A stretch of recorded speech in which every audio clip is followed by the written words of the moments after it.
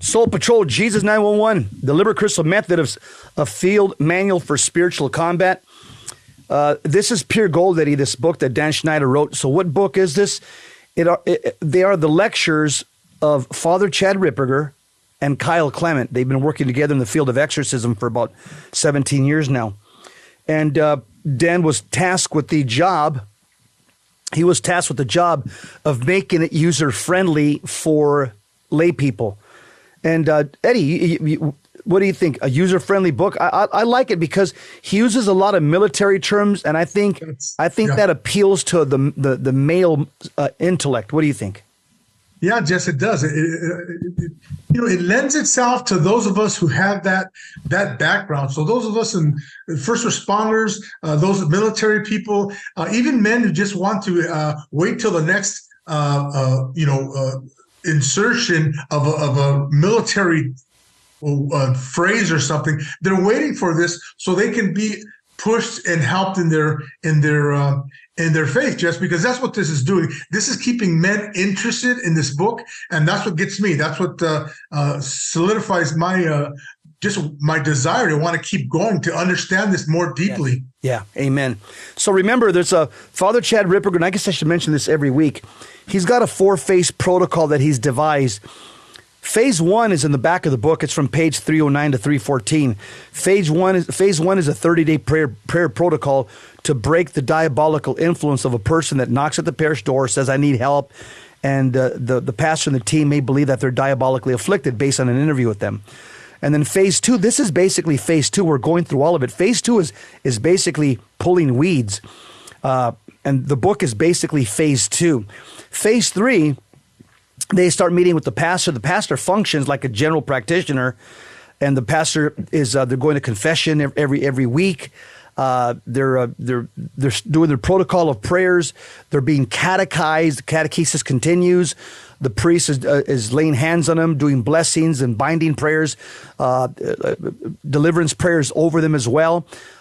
Then if the priest deems and the team deems, now nothing's, this person is still afflicted at a very high level, then at that point, while they would want to seek the bishop's permission and send him to the mandated exorcist, or they can get permission for that priest that's doing, but has been doing the minor deliverance prayers over the person. They can get permission. It's kind of an ad hoc for that case only to do the rite of exorcism over them. So that's the 4-phase protocol. It takes about 120 days when it's followed meticulously. But Father Ripperger says in 17 years, when somebody gets all the way to phase 4, they need an exorcism, and I drive the demon out. First of all, the demons are weakened because by the time they get to me, they're fully catechized. They know how to pray now. They have a prayer life. Their interior life is pretty deep. Father Ripperger told me, he goes, Jess, by the time I get them in 120 days, I'm dealing with a holy Catholic. I'm dealing with a holy Catholic, and it's easy to drive the demons out. And he told me, everybody that's possessed that I've driven the demons out in phase 4, they never come back. 100% of the demons have never come back to the persons that he's driven out the demons by the time they reach phase 4. Because what has he done? He's prepared this energumen, the person that's possessed or has high level affliction. He's prepared them through the 3 phases, 120 days, to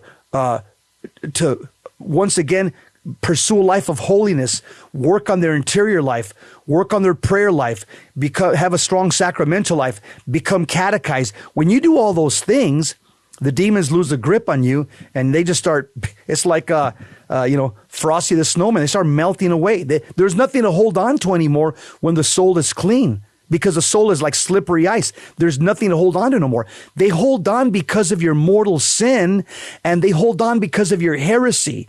The lack of catechesis, when you start saying dumb things like, oh yeah, Mary had kids, guess what? That demon that you invited, he's not leaving because they hold on to heresy. Or you're saying, oh yeah, Jesus is not God. I think he's just a carpenter. He's just a good guy. He's a teacher.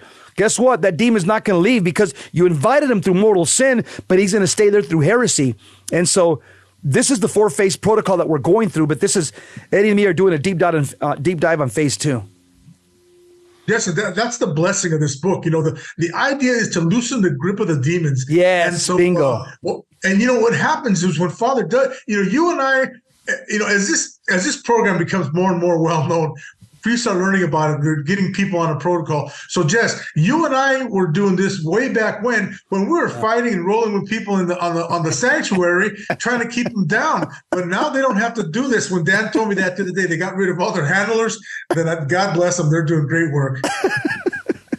Yeah, it's because we used to get people that were just completely, not uncatechized, walking in complete mortal sin, no prayer life, no interior life. And you know what it was, Eddie? It was a UFC fight in many instances. And we were young enough back then to handle it, Jess. I'm not so enthusiastic about doing that anymore. Me neither. All right, go ahead and pick it up. Okay, so the social laws given to the newly formed community led out of Egypt show the seriousness of idolatry. You shall not let a woman who practices sorcery live.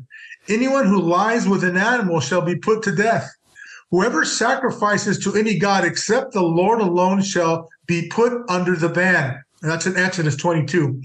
Elsewhere, the Lord reiterates the severity of recourse to demon gods.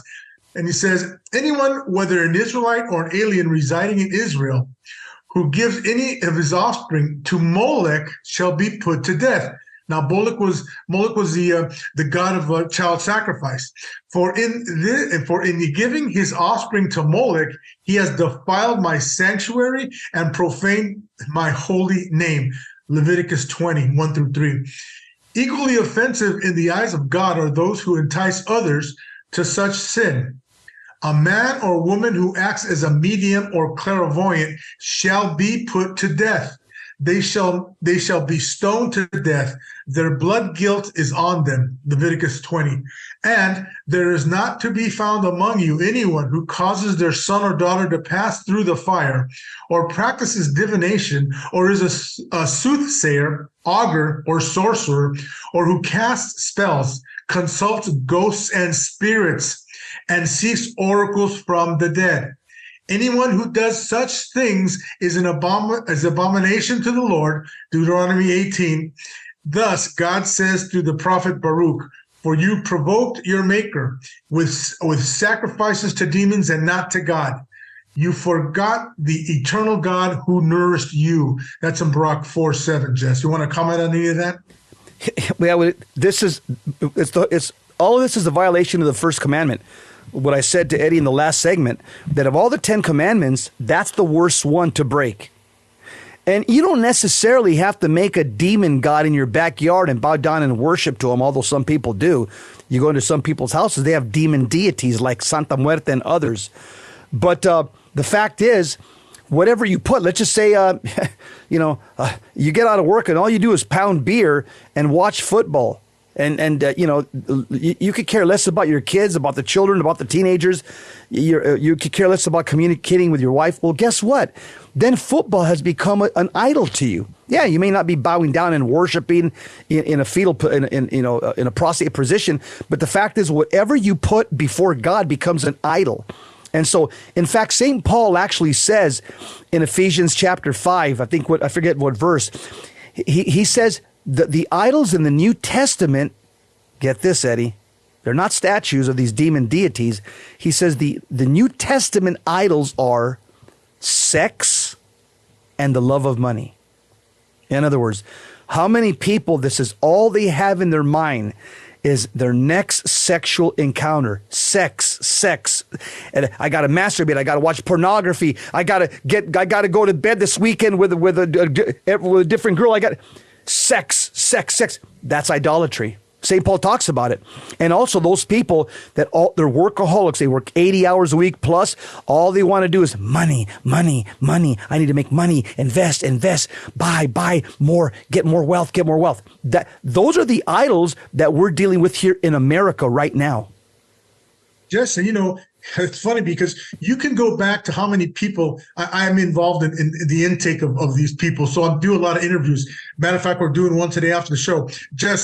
But when you start thinking about people that have never been involved with a Ouija board or some other occult, Just it's very rare. So almost everybody's involved in the occult, a Ouija board, or some other thing. And to say sex perversion, it's everywhere. Just this is not an exaggeration. This is exactly what's happening in the society today. And I understand, we're seeing the Catholics that are not in the pews every day, but you know what, Jess? It's still out there, and that's harming our church as one unity. It's harming it.